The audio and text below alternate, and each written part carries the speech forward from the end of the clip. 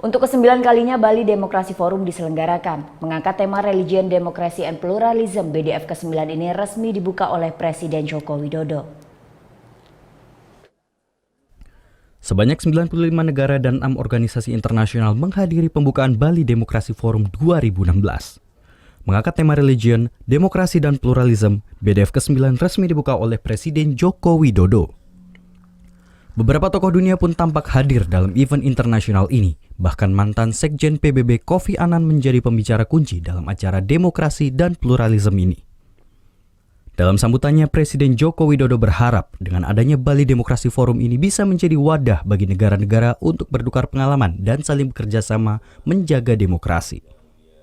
Oleh karena itu, Indonesia memiliki komitmen yang tinggi untuk menjadikan Forum Demokrasi Bali sebagai satu forum yang nyaman bagi setiap negara untuk berbagi mengenai pengalaman dalam berdemokrasi, tantangan dalam berdemokrasi, dan mengembangkan kerjasama untuk saling membantu dalam berdemokrasi.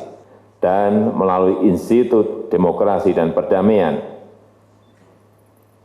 Indonesia siap mengembangkan kerjasama konkret di bidang demokrasi dan perdamaian. Pemerintah Indonesia melalui Menteri Luar Negeri berencana akan menyelenggarakan Bali Demokrasi Forum di luar Bali di beberapa negara yang aktif bergabung di dalam forum ini. Penyelenggaraan BDF yang sudah berjalan sejak tahun 2008 ini diklaim telah sukses menjadi aset demokrasi dunia. Tidak terlalu lama dari tahun ini, nanti kita akan memiliki semacam Bali Demokrasi Forum chapter mana? Bali Demokrasi Forum chapter mana? Jadi ini adalah untuk melebarkan networking dan melebarkan value mengenai masalah demokrasi itu sendiri, dan tentunya pada saat kita bicara mengenai demokrasi dalam forum BDF chapter bla bla bla, maka isu yang akan dibahas lebih relevan terhadap tantangan yang dihadapi oleh region tersebut. Bali Demokrasi Forum 2016 ini berlangsung di Nusa Dua, Bali selama 2 hari dari tanggal 8 hingga 9 Desember 2016.